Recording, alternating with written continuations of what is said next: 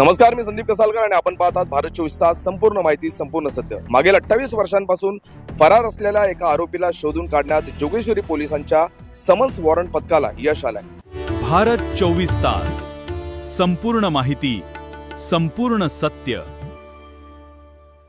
काय आहे नेमकं प्रकरण जाणून घेऊया. वर्ष 1998 मध्ये जोगेश्वरी पोलीस ठाण्यात भारतीय दंड संहितेच्या कलम 452, 417, 427 आणि 380 अन्वये गुन्हा दाखल करण्यात आला होता. या गुन्ह्यातील आरोपी उमेश मुत्तुस्वामी गोंडर, वय वर्ष 56, हा गुन्हा दाखल झाल्यापासून न्यायालयात हजर राहत नव्हता. त्यामुळे त्याच्या विरोधात प्रथम वर्ग न्याय दंडाधिकारी न्यायालय अंधेरी मुंबई यांनी अजामीन पत्र, वॉरंट आणि जाहीरनामा जाहीर केला होता.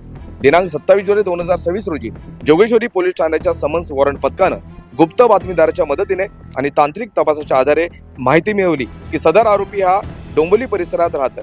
या माहितीच्या आधारे पोलिसांनी सापळा रचून आरोपीला डोंबिवलीतून ताब्यात घेतले. आरोपीला न्यायालयासमोर हजर केले असता न्यायालयाने त्याला 2000 रुपये द्रव्यदंड, 10,000 रुपये रोख जामीन आणि 15,000 रुपयांच्या वैयक्तिक जात मुचलक्यावर मुक्त करण्याचे आदेश दिले. दरम्यान सदर कामगिरी पोलीस आयुक्त देवेंद्र भारती, पोलीस सहाय्यक मनोज कुमार शर्मा, अपर पोलीस आयुक्त अभिनव देशमुख, पोलीस उपायुक्त दत्ता नलावडे, सहाय्यक पोलीस आयुक्त राजेंद्र राणे तसेच वरिष्ठ पोलीस निरीक्षक इक्बाल शिकलगार यांच्या प्रत्यक्ष देखरेखीखाली समन्स वॉरंट पथकातील सहाय्यक पोलीस उपनिरीक्षक बसवंत कोरे आणि पोलीस हवालदार तानाजी सुतार यांनी कारवाई पार पाडली.